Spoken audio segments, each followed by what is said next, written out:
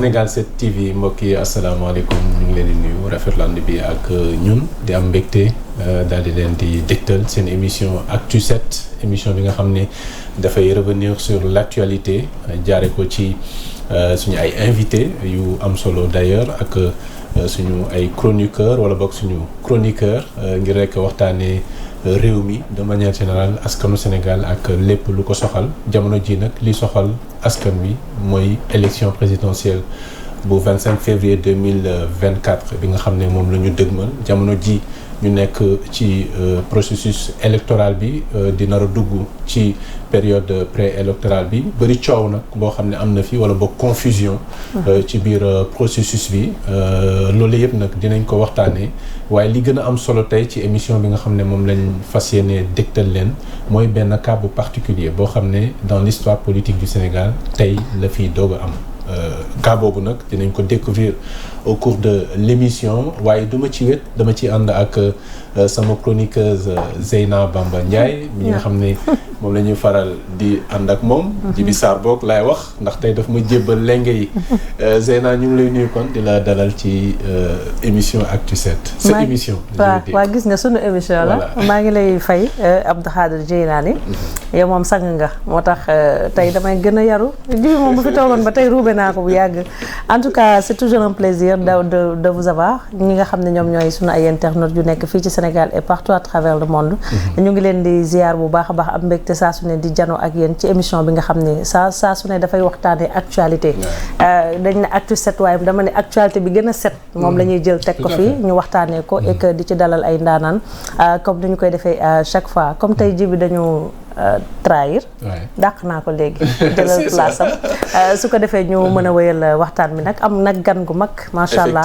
il fait partie des gens yoo xamante ni jàpp nañ ne révélation la pour la population sénégalaise rawatina nag ci expérience bu bees bi nga xam ne dugg na ci muy élection présidentielle et que je pense que ni c'est toujours bien d'avoir tey sunu ay doomu réew di am ambition ci biir réew mi et c'est à encourager ñu bàyyi la nga dalal ko waaw ñu dalal ko xam naa di naan na caféem naan na ndoxam lekk na ceebam ci biir kër gi c'est le candidat Mohamed Ben Diop mi nga xam ne il est candidat à l'élection présidentielle fii ci biir Sénégal Mohamed ñu ngi lay dalal bu baax fii ci Sénégal 7.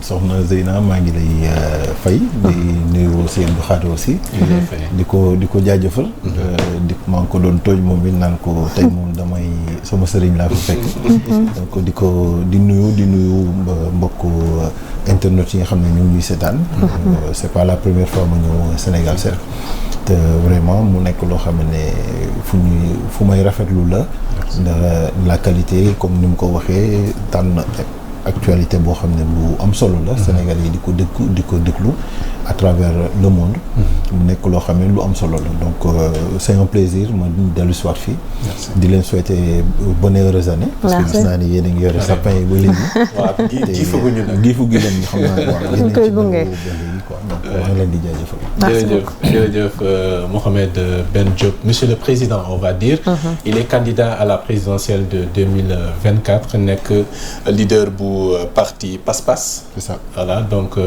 moom la ñuy dalal mbokk yi nar a waxtaanee ci lu jëm ci élection présidentielle yu 25 février 2024 wax naa leen ko ñu ngi ci processus bi jamono ji Zeyna balaa ñuy dugg ci kaawam particulièrement ndax dañuy waxtaanee bu baax ci kaawam bu ko defee askan wi comprendre ndax en même temps spécialiste nga aussi ci wàllu informatique bu ko defee rek ñu découvrir andoo ensemble à travers lui naka la ñu def ba daal di détecter manquement bi nga xam ne bu grave la boo xam ne mën na xew ci démocratie Bamba xam na Zeyna xam naa dañu koy laaj li nga xam ne mooy sa gis-gis lecture bi nga am jamono ji ci situation bi de manière générale ak élection yi nga xam ne ci la ñu jëm waaw xam nga tey gis-gis bi ñu ci mun tam mooy dafa nekk élection boo xam ne Sénégalais yi musuñu yàkkamti élection gaawee yegg si nii parce que fi dëkk bi toll la situation dëkk bi moo laaj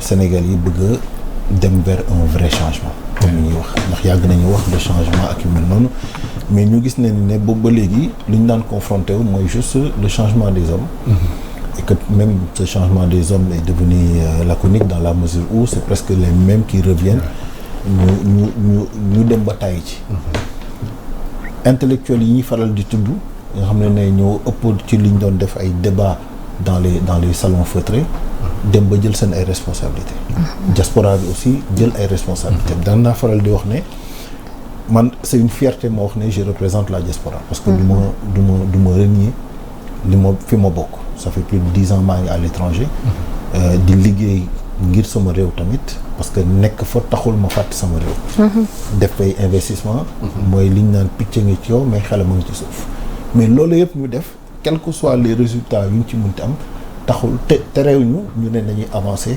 ci processus ngir ñu mën a soppi li nga xam ne moom moo nekk ci réew mi kon bu ñu ñëwee ba toll fii mun jëm ci élection yu mel noonu dafay laaj un engagement citoyen de l'ensemble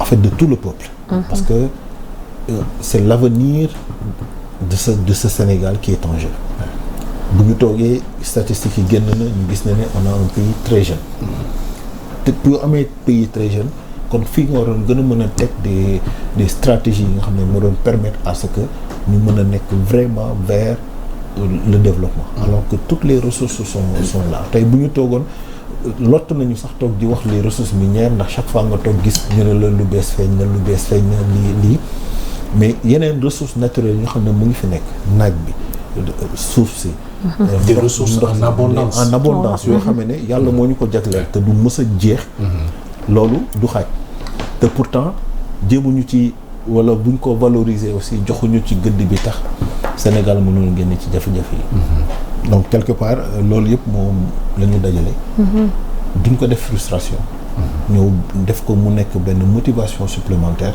pour ñu ñëw àndandoo jéem a soppi li nga xam ne moo fi nekk donc nañ jàpp ne loolu mooy situation globale bi expliquer engouement bi nga xam ne am na tey jii ci campagne électorale bi ak cette envie que nous avons ñun ñëpp pour jéem a soppi li fi nekk après nag li ci nekk nëxa sërëx yi fi nekk moom gis ñoo koy gisandoo te xam naa dinañ ci agsi tout à fait dinañ ci agsi Zeyna et puis li gën a taxaw seetlu sax am mooy tey dañu gis ni tey sunu yaay sax ñoo gën a intéressé wu ci élection présidentielle bi di ñëw ñu gis ni tey maanaam noppi gi sunu mag ñi amoon wala tey yenn jeunesse bi ci li nga xam ne moom mooy kan la ñu war a tànn mu doon suñu njiital réew dañu gis ni pour cette élection ni dañu gis ñëpp sénégalais yi que ce soit ñu nekk Sénégal diaspora ils sont impliqués alors ñu gis le nombre déjà bu gën a tikkeloo nit ñëpp parce que jàpp nañ ni peut-être man si sama âge ci bi may fekkee élection ba tey maa ngi door a fekk tombé ñun yëg ci nombre bi muy 93 candidats yoo xamante ni ñoo déposé conseil constitutionnel c'est vrai que à un moment donné dernier jour bi gis nañ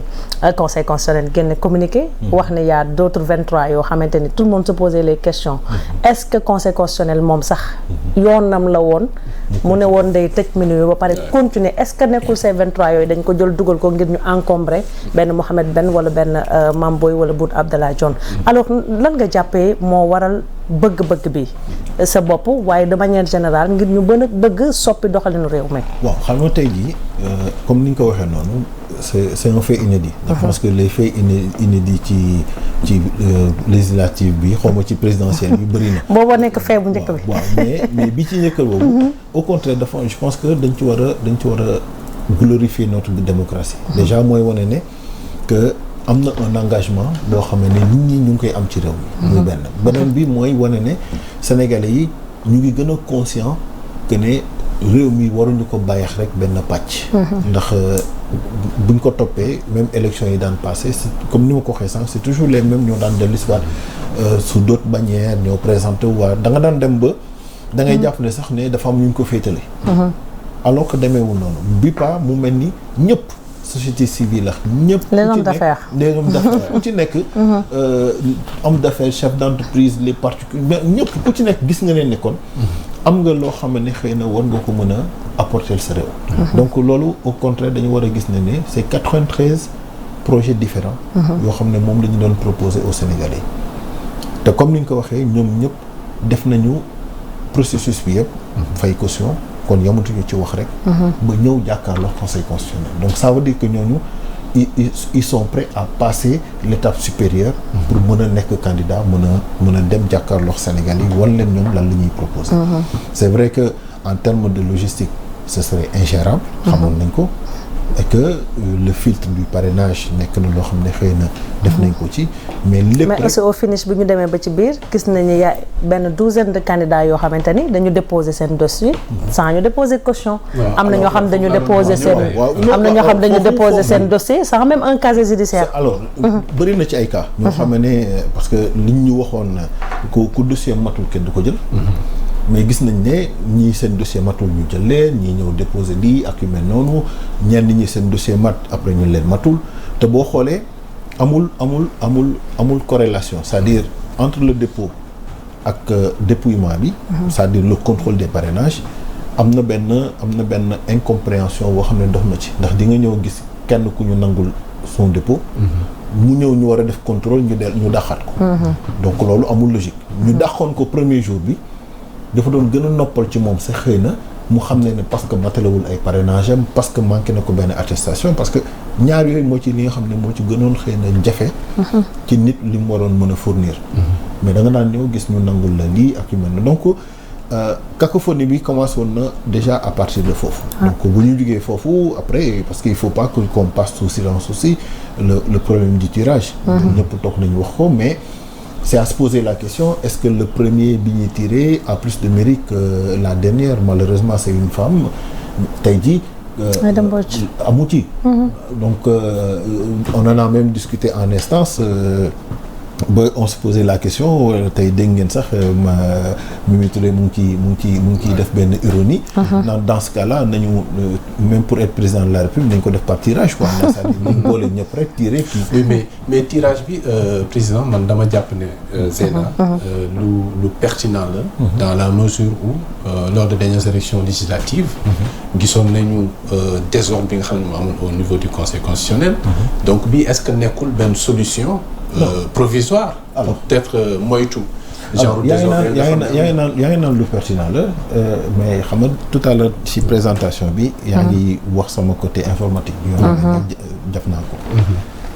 la pertinence xam ci lu mu doon nekk. oui comme dans tous les autres pays yi nga xam ne dañuy appliquer le principe du parrainage. mooy ñu mën a mu nekk benn un sommet à atteindre. l'idée c'est pas d'éliminer Soxna Zeyna pour Abdou Khadre wala des choses ce genre. Vous êtes candidat, on vous demande d'avoir 58 000 parrains ñu jox leen par exemple benn QR code soo xasee ba scanner sama carte d'identité. Conseil constitutionnel daf koy jot à l'instant T. ñu digitaliser ko. de telle sorte que boo atteindre sa plafond rek. da ngay jot un signal vert pour dire parrainage validé. parce que bu ñu fàttali ne en dernier ressort c'est le Conseil constitutionnel qui décide. de la validation de la candidature. Et c'est pas le parrainage c'est juste benn étape la ci. parrainage bi benn la ci étape bi war a ñëw étape yi nga xam ne moom moo war a ñëw. la première d'ailleurs. la première donc loolu suñ ko defoon. doonoon na permettre à ce que tey jii ce problème de tirage duñ ko am. on va pas gaspiller l'argent des Sénégalais ci des choses parce que bu ñu fàtte ne bi ñuy jël les fiches de parrainage il y avait presque 300 candidats qui sont allés récupérer ces fiches. C'est de l'argent. Tey plus de 200 yi présenté wuñu. mais c'est de l'argent gaspillé. alors là c'est le financier qui parle. c'est de là mais ba tey foofu doguma la. Zeyna décrire nañ également li nga xam ne mooy bon on a mis un peu en cause sax la compétence des techniciens informaticiens du Conseil constitutionnel. li nga wax nii bon peut-être ci ñi nga xam ne ñooy yëngu ci wàllu informatique ak technologie fi mu toll nii ba ci Covid bi. li ñu affaire QR code jàngal. peut-être waroon nañu am un peu d'anticipation. pour xalaat peut-être proposition bi nga def nii. waaw mais xam nga xalaat du doy parce que proposition yàgg naa ko wax ma koy partager waat fii donc bés bu ñu ko mettre en place aussi ñun dañuy on ne fera qu'applaudir. parce que lépp luñ ci jëm bu ñu jàpp ne nañuy jàpp ne bokk na ci li ñuy décrier état muy dépense. yi nga xam ne dañ koy def te amul sens. dépense inutile. dañ lay wax ne la on a un état budgétivore. donc yooyu bu amee dafay baax dans le cadre des concertations ñu mën a impliquer tous les Sénégalais. comme ça ñu mën a am des idées parce que il y a beaucoup de choses yoo xam ne Sénégalais des fois dañ ci joxe idées pertinentes mais les gens duñ ko retenir. pour x y raison xamuñu tey jii on me parle d'un logiciel boo xam ne nee nañ c'est des Malaisiens ñoom ñoo ko defar mais le Sénégal. à le bataillon d'experts en informatique dans le monde yoo xam ne c'est inégalé duñ ko négliger tey foo dem dans le monde da nga fay fekk dans des structures informatiques des Sénégalais yoo xam ne mais dañ ci def lu am solo te c'est des gens qui sont prêts à tout faire pour ne serait-ce que redorer l'image de leur pays mais on leur donne pas l'opportunité man gis naa ci ñoo xam ne seen projet dañu obligé bàyyiwaat ko delluwaat à l'étranger parce que on n'a pas voulu leur ouvrir telle ou telle porte. D'accord alors ci aspect technique boobu la ñuy waaj a ñëw pour si sa cas mais balaa loolu Zeyna Ben wax na ko lu jëm ci compétence yi nga xam ne am na fi pour war a mën a concevoir ces logiciels là mais dafa jaral état bu Sénégal mu dem jéggaani des compétences indi ko alors que am na fii niñ ko mën a expliquer à ton avis waaw en fait mooy li may wax toujours rek parce que pour man ñun Sénégal dañu am retard dañu am tuuti retard surtout nag ci digitalisation bi parce que tey pour avoir un passeport man il me suffit tey j'ai passé toute la journée bureau des passeports pour passeport après ñu ne la carte d'identité bi dafa am défaut nga dem maat daaf ñu dem daaf ñu war a rectifier nga war a ñëwaat bureau des passeports en fait c'est des choses yoo xamante ne ñun dañ koy xeeb mais ça nous prend énormément de temps et dafay reculer sur nos développement dëkk et je pense que tey lépp loo xamante ne système moi je connais des petits je dis des petits ay xale yoo xamante ne amaguñu 18 ans li ñuy def ci digital li ñuy def ci informatique c'est extraordinaire alors que tey dafay mel ni dañuy sous-estimer le sénégalais yow pour wax la li mënoo dañuy dem jëli français bi wala ñuy jël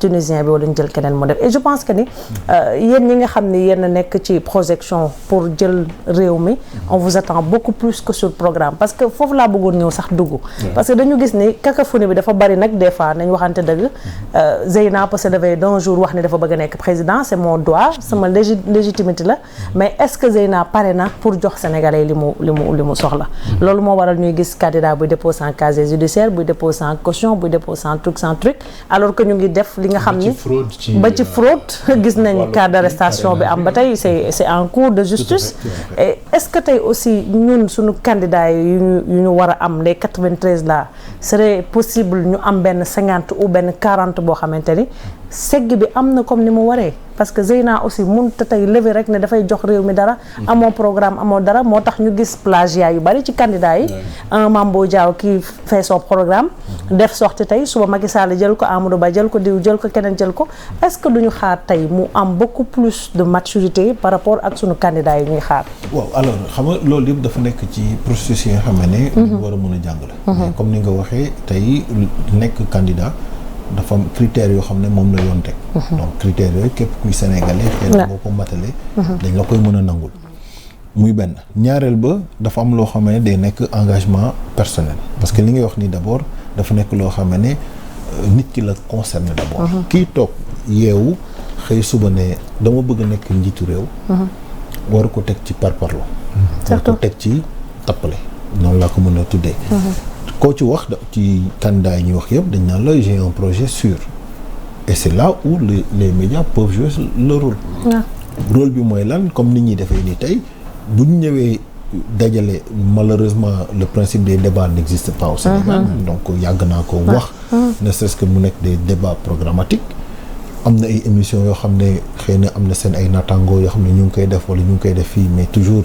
il y a cet esprit de sélection bi nga xam ne moom mooy tax tamit du ñenn ñi du le candidat tu l'invites, tu lui parles de personne alors qu'il devait parler de son programme voilà donc loolu yëpp dafay nekk yoo xam ne vraiment dafa ku ci nekk c'est-à-dire que tey corporation bu nekk war na ci mënoon jouer ba ci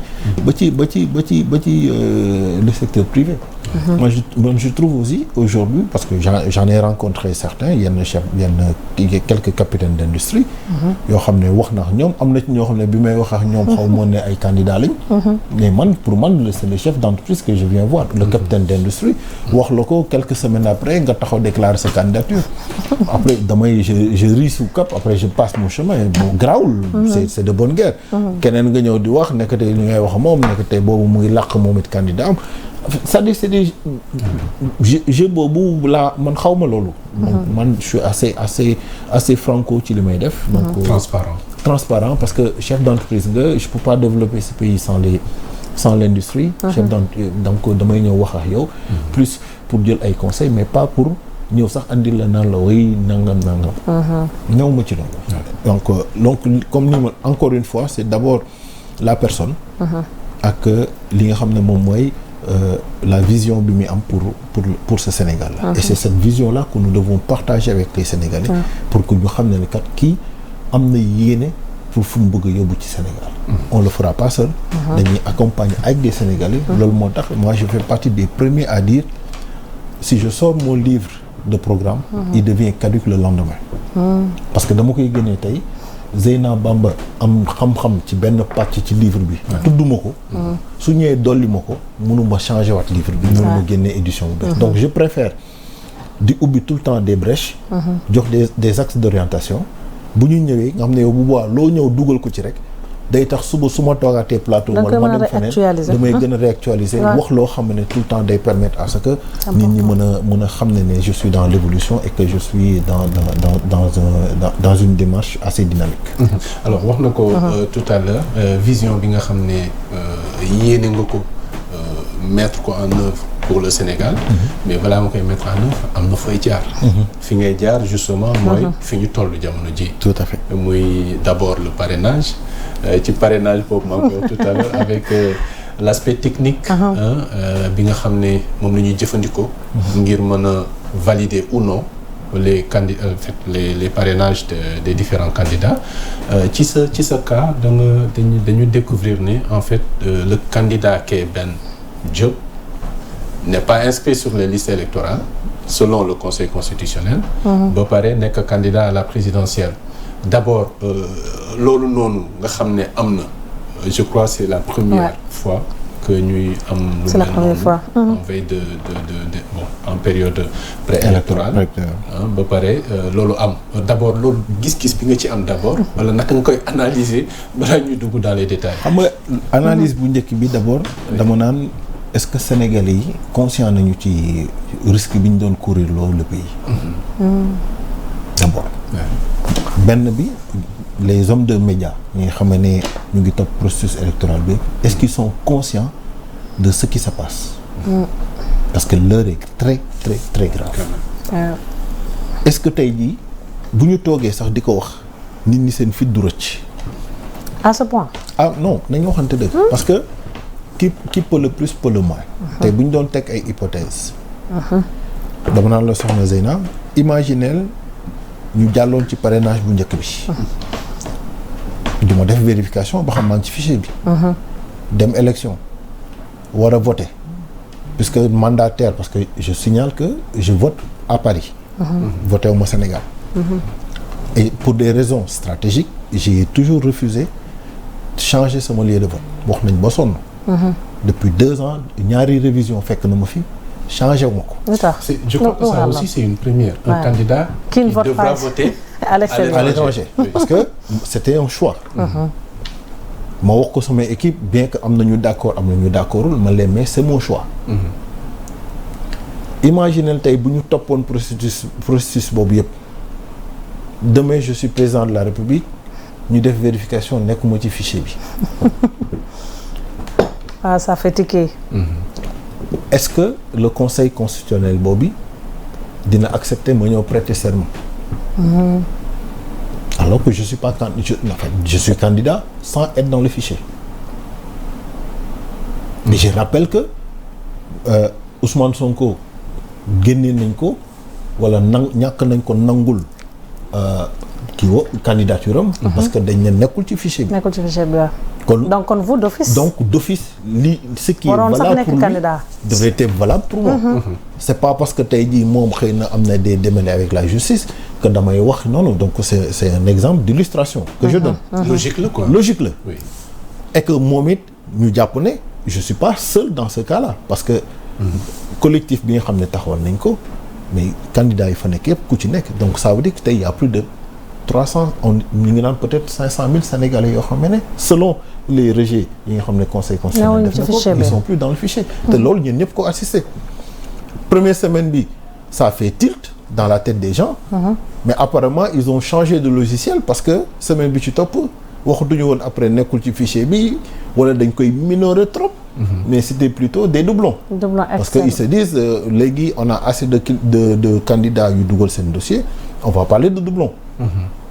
Donc vous dites que le logiciel a été changé. Mais non, c'est-à-dire le discours a changé en tout cas. Le discours il a évolué.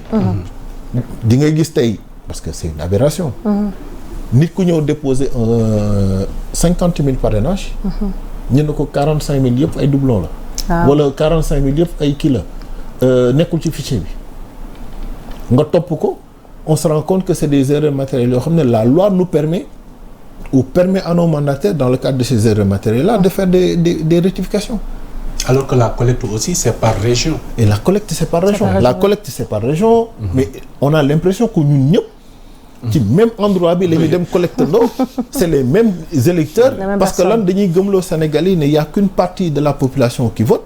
kon y a que cette partie de la population ñoom ñoo mën a parrainer. C'est pas vrai. tey jii Abdou Khadre bi toog këram. voté wul élection yi passé bokk ci taux d'abstention yi mais ça veut pas dire que du dem parrainer. man sama maam parrainé na mooy je sais que vu son âge du dem voté ji. parce que mag la. tey est-ce que dañ nar a wax ne kon ñi parrainé mooy uniquement ñi dem di voter. mooy le Cheikh Abdou Mbacké Bara Dolly waxoon rek on m'a dit que moi mon mandataire ne m'a pas parrainé. mais li koy dal parce que ñu ngi ci même collectif bi sëñ Abdou ñu ngi ci même collectif bi li ko dal noonu ci propre mandataire man loolu la ñu wax à Sédhiou.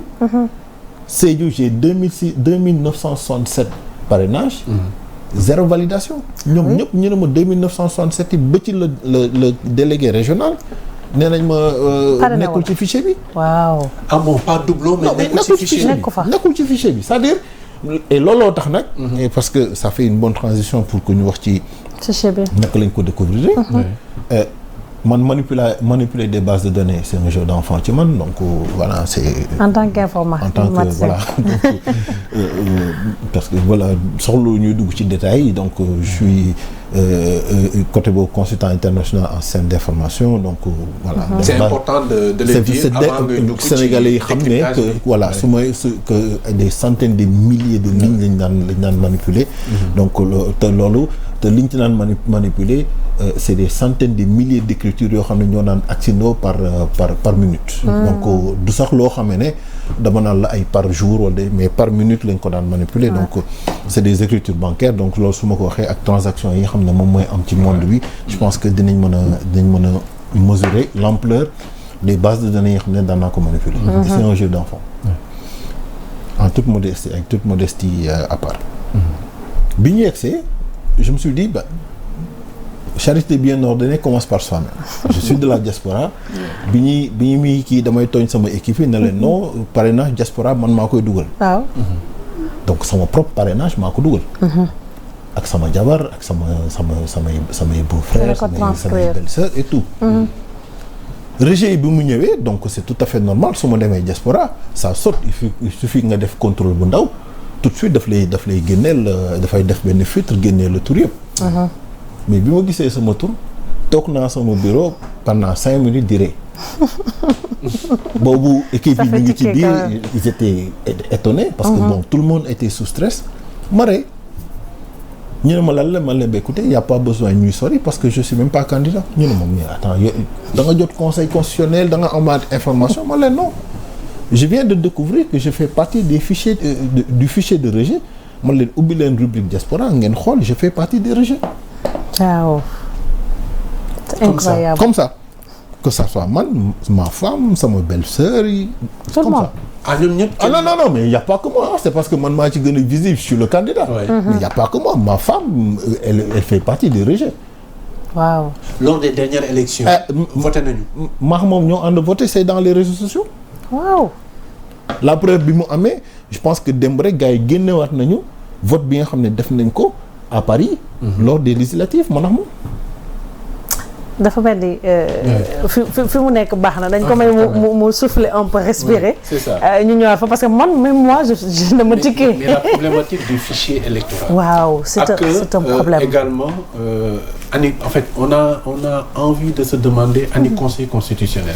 Et puis ce n'est pas le seul parce que man am naa possibilité j'ai regardé quelques fichiers yoo xamante ni ay candidats yu ñu rejeté. Par exemple ñu ne la Abdou Khadre Djeylani. dans sa tur moo nekk ci carte d'identité bi. boo defee Abdou Khadre espace nga def Djeylani léegi nga ñëw yow ñu ñëw ci fichier bi ñu ne Abdou Khadre ñaari espace Djeylani léegi automatiquement on te rejette dañ lay considérer comme ku nekkul ci fichier bi. y a énorme parce que dafa def 2 espaces te yow biñ lay jox sa carte d'identité biñ lay jox sa carte électeur et truc. Abdou Khadre moo ci nekk benn espace Djeylani. léegi nga dem ci fichier bi ñu ne la Abdou Khadre ñaari espace Djeylani moo nekk ñoom ci ñoom. Comme si l'espace faisait partie du nom. L'espace faisait partie du nom. 2 espaces et la faute à qui? En matière d'écriture informatique. Espace caractère la. boo defee espace. caractère la machine daf koy interpréter comme caractère. Ça peut servir de mot de passe donc ça peut servir de mot de passe. Donc le fait que mu considère comme caractère sooy def demande de restitution. nga ne à l'identique 100% 0 erreur. Effectivement même bu ñu defoon Abdou Khadre point. yow nga ñëw bind Abdou Khadre kese defoo point bi daf koy rejeter parce que dafa naan amul conformité. donc yow yaay def nag degré ne à 10% de marge d'erreur ak yu mel noonu. pour que yooyu daf la koy signaler. def ko ay points d'attention. moo tax boo gisee en matière de loi informatique dañ lay wax y a des points d'attention am na des ak ñoo xam ne dañ naan la carrément il faut nga signaler ko parce que c'est des points rouges wax ne il faudra les wala nga rejeter complètement. Moi ma question sur ça. mooy la faute c'est à qui? C'est que moom carte d'identité bi le candidat ou. alors non la faute tey jii par rapport ak li xam parce que. su fekkee da ngay wax par rapport ak li xew. candidat bi en aucun moment mënuñu ko imputer la faute. que ça soit le candidat ni que ça soit le parrain. dans la mesure où man su ma ñëwee tey nga may parrainer sa carte d'identité nga ma mën a jox. tey sa carte d'identité bu ñu ci defee ñaari espace wala ñetti espace yow mënoo ko xam. sa carte d'identité bu ñu defoon tey jii Zeyna B point. Ndiaye soo ma koy jox du mu bind Zeyna B point. damay bind Zeyna B. à la limite te B bi mun naa la laaj lan la nga ne ma Bamba la ma bind ko jàll. alors que maa ngi def loo xam ne dañ koy rejeter. et je rappelle encore une fois foofu au Sénégalais que ces erreurs matérielles ñu ma ko waxee woon sànq nekkul des motifs de rejet. Ah oui. L'arrêté ministériel li mu wax c'est clair daf ne y a que le discriminant. qui peut-être bu fekkee ne c'est différent ak li nga xam ne moom mooy les éléments d'identification mooy tax ñu mën a rejeter et c'est même pas un rejet définitif. Moi je vois un candidat qui a 6000 cas comme ça.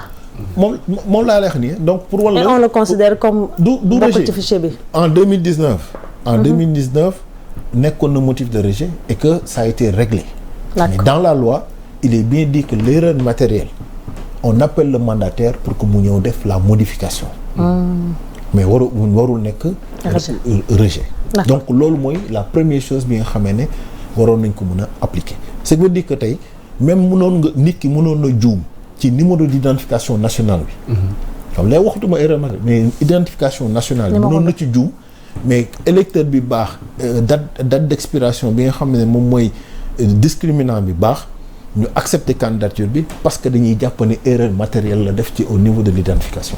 Et c'est ce que la loi dit. Et c'est ce que la loi dit. Oui. Et c'est là où moi j'ai un problème de compréhension avec le Conseil constitutionnel.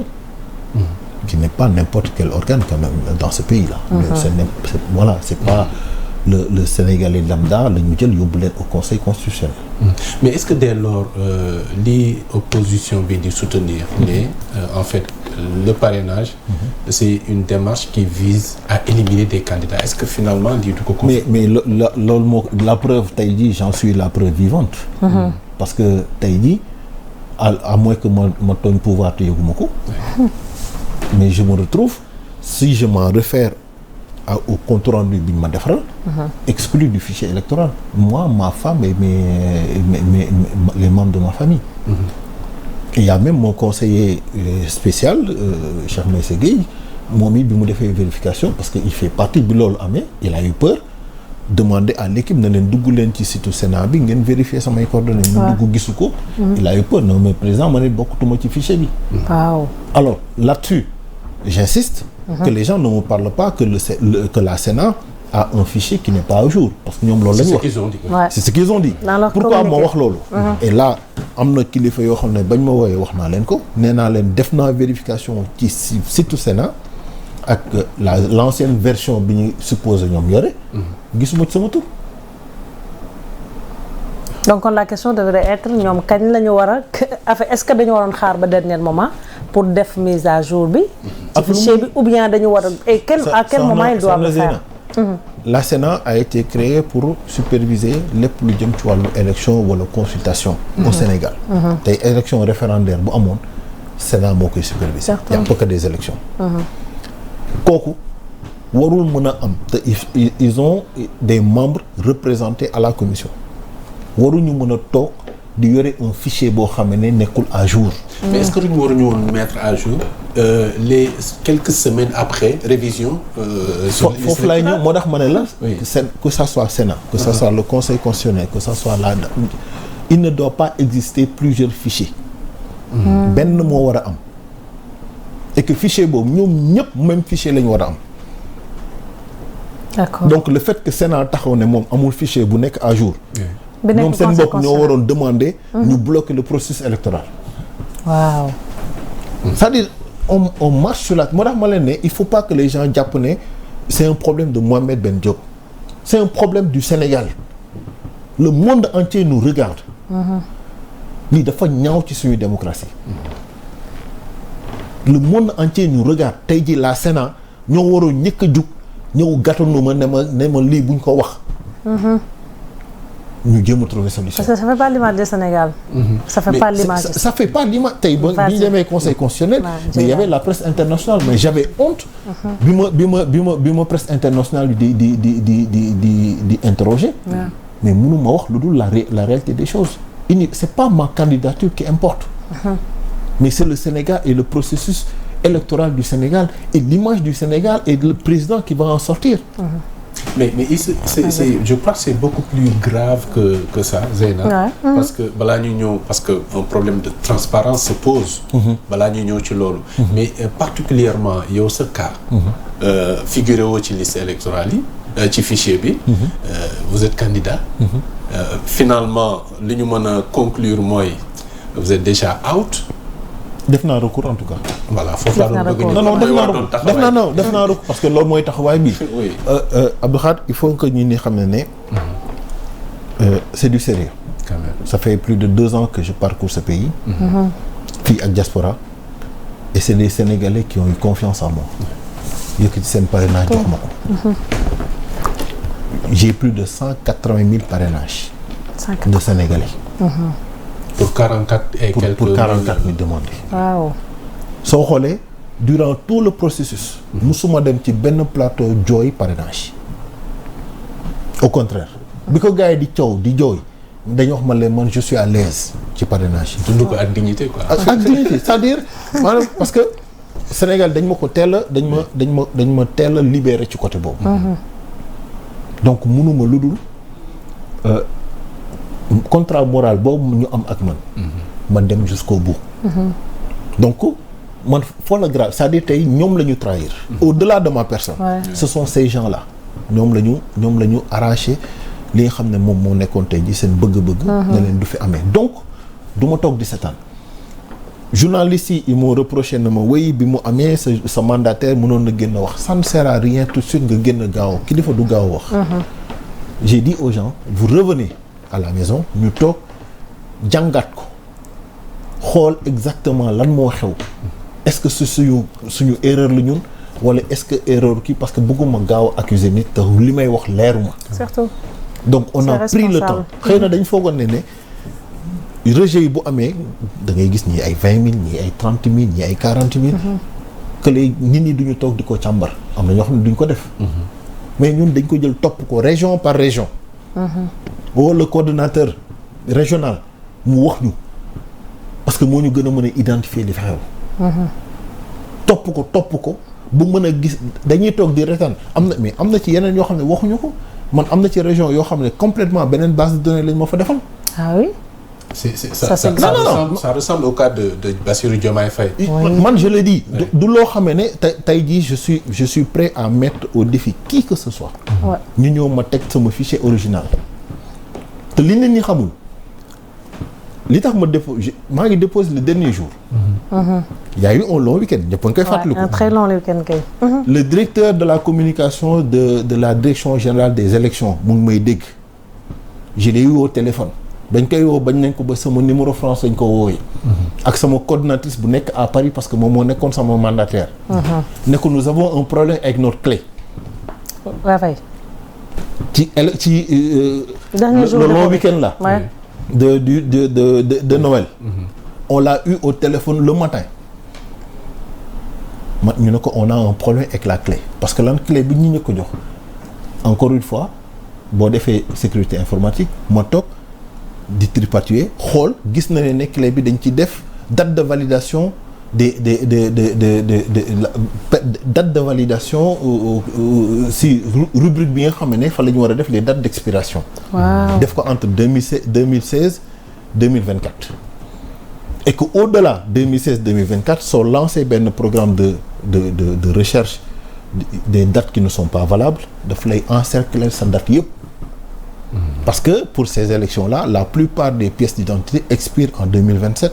2020 et suivant. Donc loolu bi mu amee ma woote ma lay attention bés bu ma yóbbu woon clé bi dinaa am problème. maa duñu defar clé inexploitable. mun nañ ma ko defar est-ce que moi je comprends pas après en tant que technicien est-ce que ñële loolu dalu leen. est-ce que tey jii ñoo xam ne dañuy wax ne dañuy ñëw dugal gisuñu benn parrain. est-ce que loolu c'est possible. mais c'est très techniquement possible. c'est possible. clé inexploitable. mais c'est très possible. mais moo xam ne leneen. boo yóbboo clé bi. ñoom it benn template lañ lay jox boo xam ne Excel la. Excel tableur la y a rien de compliqué su fekkee defoo ci ay macro. mais mën nga ci nëbb ay affaire Excel bi ñu lay jox soo yegsee dañ koy transformer en fichier CSV. c'est-à-dire du ñu exploiter même yow template bi ñu la jox alors qu'au même moment ñu ngi rejeter yeneen candidats yoo xam ne dañuy ñëw parce que dañu modifier le fichier original bi leen DGE jox. mais ñoom bu ñu ñëwee ils ont le droit de modifier yow information données yi ngi leen di jox transformer ko en CSV. waaw. donc bu ñu ko transformer en CSV en ce moment là la ñuy jël ñoom léegi nag doo ko dugal ci seen outil pour mën a def seen contrôle. mais boobu su ma neexee outil bi lu ma neex def ko ci mën naa ne ko tey Zeyna mooy numéro 7. boo gisee c'est des hypothèses que je donne là c'est l'expert en finance qui en informatique qui parle oui. mën naa ne tey jii li ma koy jox numéro 7 bi chaque fois boo gisee. ma jox le fichier boo xam ne numéro 7 bi mooy nekk ci template bi. ci en-tête template bi. yokkal ma ci tel kii yokkal ma fa telle chose. wala inverser ma telle chose wala defal ma la. donc loolu mooy andi yenn ci man dama tey base de données bi ñu ma retourné. dans certaines régions da ngay gis ko tudd Aminata Ndiaye ñu defal ma fa Aminata Diop. defal ma rejet. pour la non-conformité du prénom. du nom. À côté ñu defal ma fa Aminata Ndiaye. mais c'est le même cas. avec ma jël sama fichier. ubbi fichier original bi. dem ci région bi xool gis man Aminata Ndiaye laa def ma ne mais léegi kan moo fi defal jóg bi. moom a jeexal. mais en fait c'est le même cas Zeyna. c'est grave ça. On a travaillé pendant 10 jours je suis resté 5 jours yoo xam ne su ma amee 2 heures de sommeil mat bëri na. parce que là juste pour ñu mën a revoir ensemble. point par point lan moo waraloon les rejets. lu nekk dégg naa lu nekk nit ñi wax ma leen je ne communiquerai pas un iota. tant que xaw ma exactement qu'est-ce qui s'est passé. je suis très têtu côté woowu nag. nit ñi xam nañ ko ci man ci wàllu liggéey. bi ñu demee ba découvrir loolu léegi tey mun nañ taxaw wax. te bu fekkoon ne sax du sama problème personnel c'est-à-dire dañuy toog de manière très pragmatique ne leen suñu attaqué ne fichier bi baaxul lii ak lii ak lii de manière objective. lii moo tax tous mes techniciens ñu ngi toog di seetaan musuma nangu ku ñëw dugg sama bureau di ma wax ne ma ne gis naa telle erreur te argumenté woo ko ça c'est la déformation professionnelle. soo ne ma gis naa dama naan la am na ci ñoo xam dama naan la demal nga génneel ma sax carte d'identité bi. Imaginez ci ñaata carte d'identité on a déposé plus de 57 000 parrains.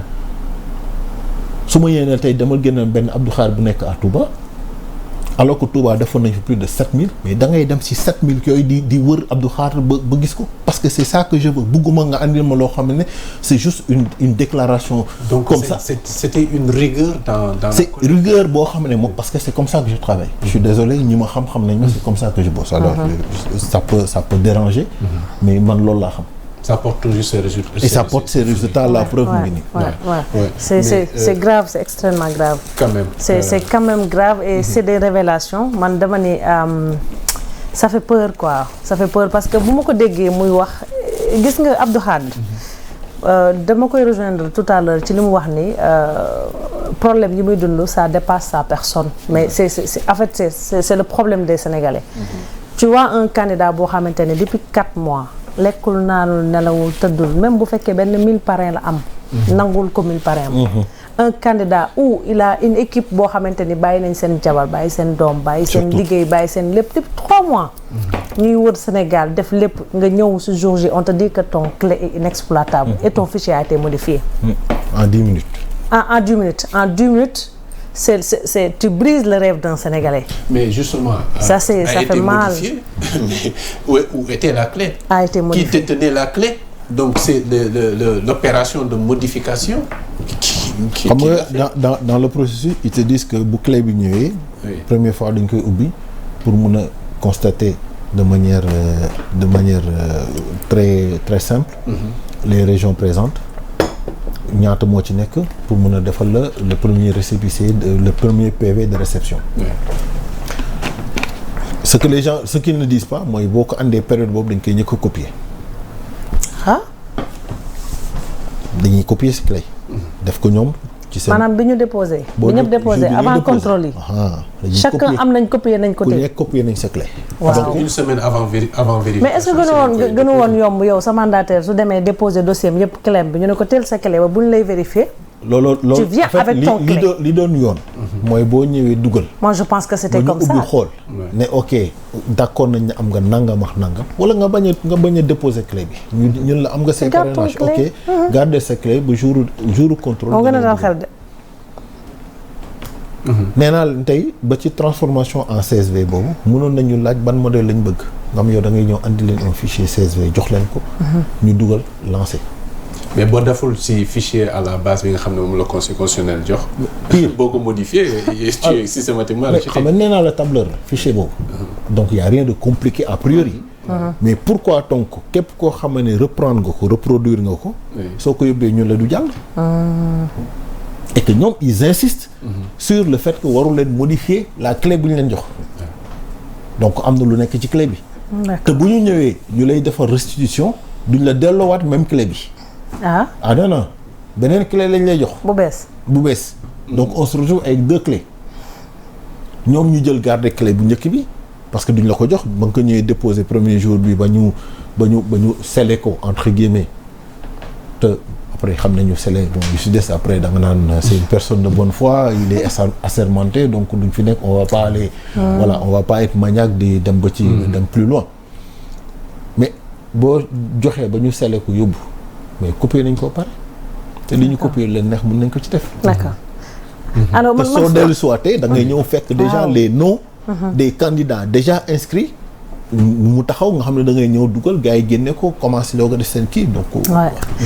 man bëgg naa jox ko ñaari question sur ça parce que monsieur le président li muy wax ni dafa intéressé Sénégalais idem que nous parce que déjà li ma njëkk a wax moom mooy man affaire u parrainage dafa compliqué ci man ba dafa mel ni chaque jour damay jàng lu bees si le processus.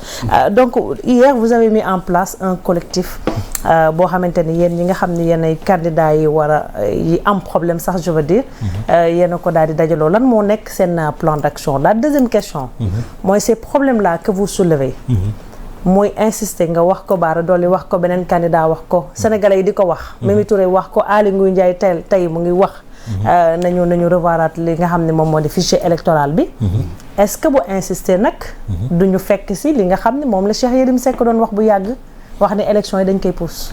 bon xam nga tey jii du ma yeggagum fii li Cheikh Yérim wax comme ni ma la ko waxee ça va au-delà de notre personne tey Sénégalais yi nga xam ne man ñoom laay gën a xalaat tey ñun lu ñu xoolagum parce que nañ jàpp ne bi ñu lancé collectif bi entre démb ak tey ak bi coow li jógee nii. Hier vous étiez au nombre de 27. tey ñu ngi dépassé les 40. C'est élargi. Ça s'est élargi. Les candidats concernés ku ci nekk yaa ngi afflué de tout bord. pour ñëw dooleel loolu. et ça on s'en réjouit parce que ñu ngi wane ne face à un impératif boo xam ne national la. les Sénégalais peuvent retrouver une certaine cohésion benn entente boo xam ne. ça va au-delà de tout ce qui est clivage politique.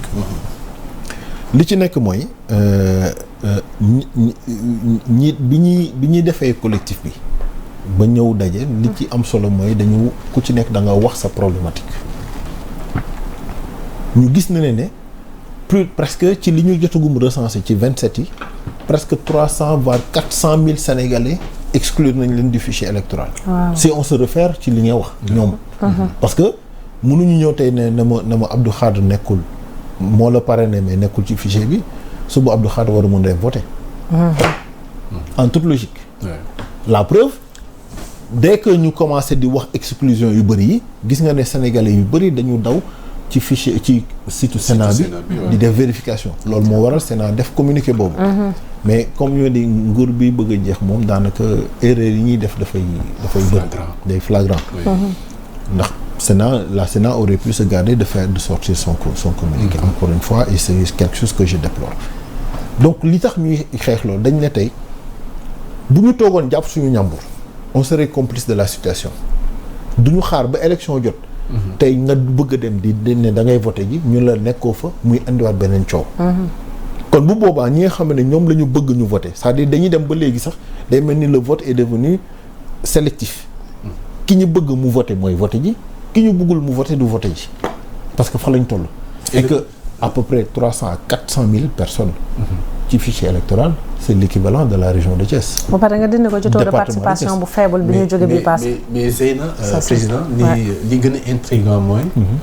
loolu ñu constaté. c'est principalement entre la région de Dakar de Ziguinchor et de Thiès. fi nga xam ne curieusement. ak Touba boole ci Diourbel Macky Sall perd souvent. malheureusement. waaw. malheureusement lu muy nuru finalement. alors mais mooy cartographie électorale bi rek. parce que tey jii malheureusement tey région yooyu dafa nekk région yi boo ko téye. gañe nga élection wala boo ko gañewul tamit du deuxième tour amee forcément. généralement l'opposition s'impose. et c'est généralement opposition moo koy faral di gagner. Maintenant est-ce que looloo tax ñu def ko wala defuñu ko ça c'est un autre débat je n'accuse personne. Je rappelle que yaa ngi wax ci wàllu plan d'action déjà il y a une plainte qui est en cours parce qu'il y a eu un tripatouillage des données personnelles yoo xam ne warul am. yaa ngi wax informaticiens yi nga xam ne ñoom ñoo nekk foofu je sais pas est-ce que c'est des agents assermentés pour mën a def loolu aussi mais on suppose que ils sont couverts par le Conseil constitutionnel pour mën a def li ñuy def. mais ça n'explique pas la situation bi nga xam ne moom fi am. et on a d'autres cas yoo xam ne xëy na bii daf ci dañ ko génnee fësal ko par le collectif parce que ku ci nekk comme ni mu la waxee wax nañ fa cas yu bëri ñii ñëw andi seen clé ñu leen duñ ko laal ñii ñu dàq leen ñaanaa ñoo xam ne seen région la ñu fàtte wala fàtte ñu informaticien ne ko gisuma région bi dans le dossier donc j'invalide toute la région mais des aberrations yoo xam ne alors que dans l'esprit qu'est-ce qu'on cherche mooy un Sénégalais lambda toog na porter son choix vers tel candidat ne dama koy parrainer ñu accepter ko parce que c'est un électeur il fait son devoir citoyen. Ouais. Mais président est-ce que sentir nga le principe de neutralité. Non bi nga xam ne conseil constitutionnel. non amu ci parce que. ni mu la ko waxee man ne serait-ce que dans la forme. wax naa la ne. nañu delluwaat ci archives yi la première semaine wala les candidats yu njëkk a déposé pour le parrainage pour le contrôle on parlait beaucoup plus à chaque fois qu'il y avait rejet wala invalidation on parlait beaucoup plus de non présents sur le fichier biñ demee ba loolu commencé coow loolu commencé bëri ils ont changé de discours soo ñëwee ñu ne la doublon maintenant les non présents alors que ñoom la recherche doit être multicritère buñ la dàqee pour inconformité du prénom peut-être que des si baax na mais yooyu bu baaxee est-ce que ça suppose que le parrain est déjà signalé comme déjà utilisé dans la base ou pas comprendre nga li ma wax bien sûr tey jii suñu ñëwee ñu ne Abdou Khadre bi dañu def 2 espaces mais numéro 4 électeur bi baax na sachant que moom lay ñëkk a dem jëli pour def contrôle bi des mais bu xasee ba jël ko est-ce que ça veut dire que tey suba bu keneen andee Abdou Khadre dina jàll ou pas li may wax nii dama koy wax c'est pour alerter l'opinion nationale et internationale mais cas bi am na parce que Assome Diatta elle est dans notre collectif te nee na ma à Dakar on a doublon yu bëri yu moom Dakar man la ko amal avec vous sur Dakar comme si man nax moom def na ma daf mel ni kër gu ma dugg nga dugg fa wala alors que moi j'habite sur le plan géographique j'habite à Gibraltar donc ça veut dire que commune Médina laa dëkk Assome Diatta elle est de Kër Massar ça veut dire que bokkuñu sax département sori ngeen de soriante nañu donc naka la ñu mën a amee benn mix ci suñu ay base ba mu am man ay doublons plus de 80% à Dakar. C'est une question mais Zeyna on s'approche de la fin de l'émission surtout dama bëgg question boobu mu tontu ma ci report élection yi fait débat actuellement les gens il y en a d'autres qui disent que c'est pas possible ce n'est plus possible mais si ce processus là moo continuer est-ce que Sénat aussi du taxawee na le Conseil constitutionnel taxawee na la ñu jëmaat nag ci redémarrage li nga xam ne mooy tout le processus électoral. Alors qu'est-ce que vous en pensez, monsieur le président? C'est la démocratie qui est au service du peuple ou là c'est le peuple qui est au service de la démocratie? Parce que tey jii vouloir tenir des élections coûte que coûte quel que soit le fichier que nous avons moo ñu nar a andi ñu am résultat boo xam ne gënaluñu tey jii quel que soit kii mën a nekk ndax sànq wax nga ko ci say propos nee nga le pouvoir est presque dans la rue ku nekk mën na ko fa. mën naa nekk président la. loolu ni mu mënti nekkee nañu bàyyi ki nga xam ne wërsëgam ci lay moo ciy tombé. mu jël ko ñu xam ne loolu la yàlla dogal ci moom. mais ci kaw kenn ci ñun wala suñu ay institutions duñ ci jugee ñu affaiblir leen. parce que bu ñu fàtte encore une fois bokk na ci ndëgërlaayu réew. nga am ay institutions yu baax. te tey jii mënuñu toog di vanter dans le monde waxutuma rek en Afrique la démocratie sénégalaise di ko citer en exemple. yàlla dogal dëkk yi ñuy wër yépp ñu ci bëri bokk tey jii c'est des pays qui sont sous le coup sous coup d'état. yàlla musal ñu ci loolu. ñu bëgg a def tey des coups d'état institutionnels. man c'est non c'est du banditisme électoral. c'est comme ça que je qualifie la chose. kan moo ko def du man may toog naan diw la wala Masamba wala Mademba la. gars yi dañoo gaaw a jëlee de monsieur Diop. non mais moo tax non xam nga man gis nga li may def. gars yi dañoo gaaw a coppet yóbbu de coppet yóbbu bi xale di wax. gis nga soxna Zeyna. man na dafa naa mun naa ne xaw ma ragal fu muy fett si doomu aadama man li may def bi ma ciy dugg laa préparer sama famille. li may def moo ma koy def. laa préparer sama famille parce que. c'est un sacrifice que je fais pour mon pays. Je le fais pas pour ma personne. bu doon loolu ma toog Europe bi ma nekk di am samay teraanga màggal bu jotee ma ñëw màggal si. mais dafa am foo xam ne boo fa tolloo da ngay xam yow lan nga war a jëriñ sa réew. c'est important dafa jot on a rendez-vous avec l'histoire yàgg naa ko wax dans mes propos j'ai rendez-vous avec le Sénégal et je veux être présent à ce rendez-vous là et que tey jii je du ma accepter pour des raisons inavouées. ñu ne dañuy écarter sa candidature uniquement pour x y raison du ma ne pour favoriser Massamba wala Mademba c'est tous des Sénégalais mais nous devons tous être égaux traités de la même manière devant la loi et que man loolu mooy suñu combat d'où le recours que nous avons déposé parce que waxoon naa ko ci week-end bi ce matin avec mon mandataire bi ma paree ak le collectif dugg na déposer le recours de passe-passe ñu xam ko ñu ngi toog nag di déglu les 7 sages tout en espérant qu'ils seront de vrais sages. C'est ça. Inch'Allah. Zeyna pour terminer. waaw je pense que ni waxtu bi tënk nañu et ma dernière question mooy. Est-ce que mën nañu xaar élection bu inclusive surtout nag ci non participation bu Ousmane Sonko mi nga xam ne dañ ne moom mooy leader opposition bi est-ce que tey yéen stratégiquement vous. qui sont dans l'opposition parce que dañu jàpp Jeylani que ni combat bi dafa mel ni dañ ko séparer Pastef fait son combat les autres opposants font leur combat. Est-ce que tey jotul yéen ngeen mën a am une cohésion nationale internationale mu ngeen gën a mayante doole pour que ces combats là ngeen mën ko gagner ci benn cadre unifié. ci li ñu taxaw nii collectif bi ñu taxaw nii. rafet nañ ci njort. dans la mesure où Moustapha Sarré bi représenté Pastef. représenté Diomaye ak Ousmane Sonko mu ngi ci biir. donc mu ngi ci biir il est boo xoolee il fait partie des signataires. Par délégation pour ces deux-là parce que mënuñoo ñëw physiquement. ñu ngi jëm ci loolu et que nekkul beneen plateforme boo xam ne day ñëw pour yokk plateforme yi fi nekk. déedéet nekkuñu ci logique boobu. d'accord dafa nekk loo xam ne tey dañu ñëw taxaw ngir xeex ak yelleefu askan bi ci niñ leen nar a spolier tey li nga xam ne moom mooy seen parrainage di jëm ci élection yi ñun li ñu intéresse tey c'est tout tey bu conseil constitutionnel taxawoon tey def communiqué ne man maa juum. pare yi ma déclaré ne nekkuñu ci fichier bi dugalaat naa leen woowaat ñi nga xam ne les concernés pour wax rek logique bi nga xam ne moo ci nekk. c'est envisageable ça. non c'est pour rien amagul décision amagul. personne n'est encore candidat. Nous tous jusqu'à présent nous sommes candidats à la candidature. ñi valider parrainage ñi ñàkk valider parrainage. parce que tey jii kenn mënuma retirer ce statut là. tant que j'ai pas la notification de refus de ma candidature du Conseil constitutionnel. Évidemment. Et je l'ai pas encore. Et il y en a d'autres candidats qui ont validé le parrainage et que ñu ngi laam-laame seen casier judiciaire ou seen condamnation. 2019 il y a d'autres étapes aussi. Il y a d'autres étapes moo tax ma lay wax ne jusqu'à présent. le Conseil constitutionnel mën na toog. reprendre parce que bañ nañ ko ba bu ñu lay jox le rapport de parrainage.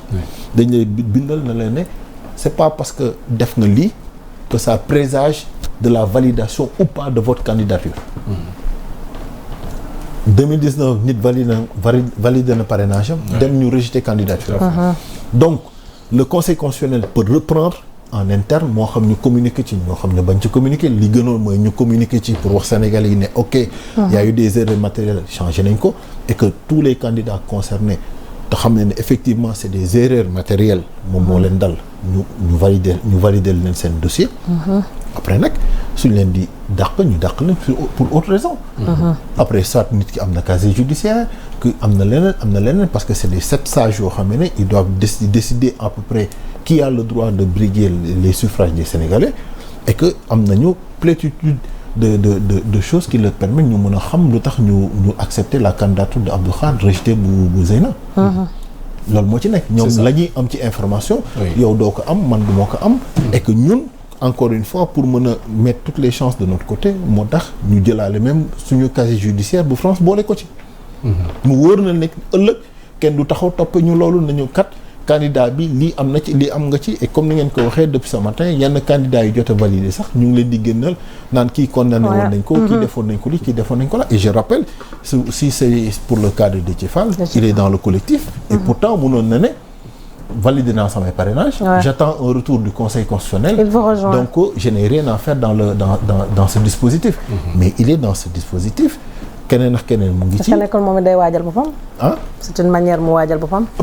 mais Aly Ngouille Ndiaye mu ngi fii. c'est l'ancien ministre de l'Intérieur. il est dans le dispositif. et pourtant il n'est pas trop impacté en termes de parrains non présents dans le fichier. Il avait même sécurisé son fichier. Il l'avait sécurisé. C'est un risque qu'il avait pris. Il nous l'a expliqué. C'est un risque qu'il avait pris.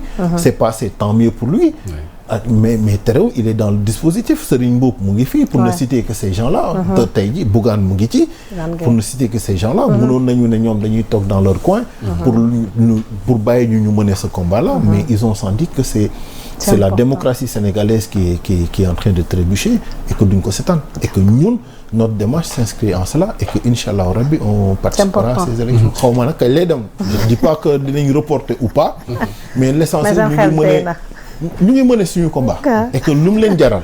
dinañu ko jaral et que su fekkee ne in fine dañ naan nañu reporter élection yi parce que les conditions ne sont plus réunies mais c'est tout à fait normal looy def te conditions yi réunir boo ñu jëm ko dàq. D'accord. Zeyna, avec ta permission. J'introduis une dernière question. En définitive, une question technique, pratique, mais directe à la fois. Ouais. Technique, wax nga tout à l'heure que l'espace dafay am une valeur de caractère.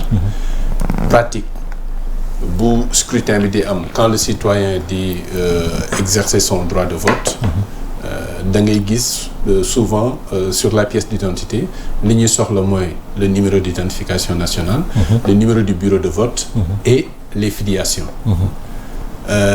question directe est-ce que l'espace qui a valeur de caractère nekk na un motif suffisant pour rejeter en fait un parrainage? Pas du tout parce que yow comme encore une fois sa carte d'identité mënoo xam ñaata espace lañ la ci defal. mënoo ko xam léegi jox naa la exemple ku ñuy tuut LH. tey kooku joxoon mu koy bind dafay def LH. donc mun na def espace entre le L et le H. donc mu du coup entre L ak le premier H ñu ngi ci H bi day nekk 4e position. bu fekkee en langage informatique. nga ñëw ñoom ci seen fichier ñu jël ko coller ko H bi nekk 3e position. donc tey su ma doon def recherche ne na nga retrouver ma 3e position ban caractère a fa nekk. ëllëg mu andil ma espace H la may andil. Tout à fait. donc du coup bokkul. inconformité dafay ñëw. merci beaucoup merci. c'est pertinent Ben Diop Zeyna. kon ñu tàggatoo. waaw kontaan nañ monsieur le président. ñu ngi lay souhaiter un bon courage aussi. merci beaucoup. xam naa ni dama lay jox fitu njaayeen bi rek ba na xam naa ni actuellement nag moom fam ni mooy buzz nag. waaw diggante démb ak tey moom c'est monsieur le président mooy buzz. il a ravi la vedette. oui jël na ko ci candidat yëpp fu mu toll nii mooy buzz. et que dama koy emprunter dama koy prêter fitu njaayeen bi. mu remplacer ko fitu jóobeen bi dina gën a mën a mener combat am. et puis en tout cas ñu ngi lay encourager bu baax a baax. di la féliciter parce que on veut vraiment ñu am tey sénégalais yi ñu gën a impliqué wu ci li nga xam ne moom moo soxal réew mi. et ça fait plaisir surtout rawatina waa diaspora yi nga xam ne. man j'ai beaucoup d'amis qui sont dans la diaspora dañ leen mel ni ku leen fàtte woon foofu. te ils ont leur exclus et ils ont leur mot à dire et c'est le moment de le dire. il n'y a pas que le football pour que diaspora impliqué. bien sûr donc wan leen ni yéen ci Sénégal ngeen bokk. et que li ngeen di def Sénégal bëgg ngeen ko. et c'est un cas parfait pour monsieur Mohamed Ben Diop monsieur le président. On vous encourage votre équipe et on vous dit bonne chance. Merci beaucoup. Et nous remercions aussi Abdou Khader Djeylani sama sëriñ tey damay yaru correct parce que Djibi dafa la donc heureusement que yaa ngi fi di nga ma redresser. donc di remercier équipe technique bi di remercier aussi sama tailleur donc c'est fait Made in Sénégal. xam nga man dama bëgg Made in Sénégal donc Wele depuis. L'artisanat aussi occupe une place importante. Ah oui, mais man je suis pour j'ai fait le tour de l'ensemble des villages artisanaux. Man je suis pour le Made in Sénégal li ma sol ci kaw ba suuf c'est Made in Sénégal sauf ça donc lépp Made in Sénégal donc merci beaucoup Wele pour la tenue et à très bientôt pour les internautes de Sénégal 7 merci. jërëjëf merci encore une fois président bu fekkee am na benn message booy lancé. mais xanaa rek di leen remercier waat encore parce que boobu ba léegi aussi maa ngi jot soutien yi d'un peu partout. ak même de opposition bi gën a radicale sax comme on dit. vraiment moo lay wane ne lépp lu ñu mënti quelles que soient nos divergences réew mi moo ñu soxal. parce que tey jii ñi may woo ñu ci bëri réew mi moo tax ñu may woo di nemmeeku wax bëgg a xam nuñ ci na yan pexe lañ ci mën a def. di remercier aussi collectif bi nga xam ne ànd nax ñoom parce que démb ba léegi tooguñu. ñu mëne combat bi ñu ngi ci plan d'action bi. incha allah di ngeen ko jot peut-être d'ici ce soir. parce que moo tax maa xëy na am na réunion boo xam ne ñu ngi koy waajal. mais du nekk rek ci di def ay conférence wala ay yu mel noonu donc dinañu xool daal réponse bi nga xam ne la réponse la plus ou les réponses les plus adéquates. incha allah rabbi taxaw nañ pour porter ko. et que le hasard a fait que wala yàlla moo def ma nekk au devant de la scène. il y a absolument rien de recherché mais nañu xam ne au-delà de ma personne c'est la démocratie sénégalaise moom la ñekk di défendre. et que je suis fier de porter ce combat là. pour mon pays et dinaa dem boobu fi mu mënti yem. fu mu mënti yem jërëjëf foofu nag la émission bi yam mbokk yi ñu amoon mbégte dalal le président Mohamed Ben Diop candidat à la présidentielle du 25 février 2024 nekk itam président bu parti Pass moom lañ doon dalal amoon mbégte bu baax dalal ko ci seen émission Actu 7 àndoon ci ak Zeyna Bamba Ndiaye amoon mbégte bokk ak moom plateau bi di leen jaajëfal mbokk yi fii ci Sénégal ak ñi nekk ci diaspora bi di leen dig daje kon beneen yoon ci beneen numéro jërë ngeen jëf.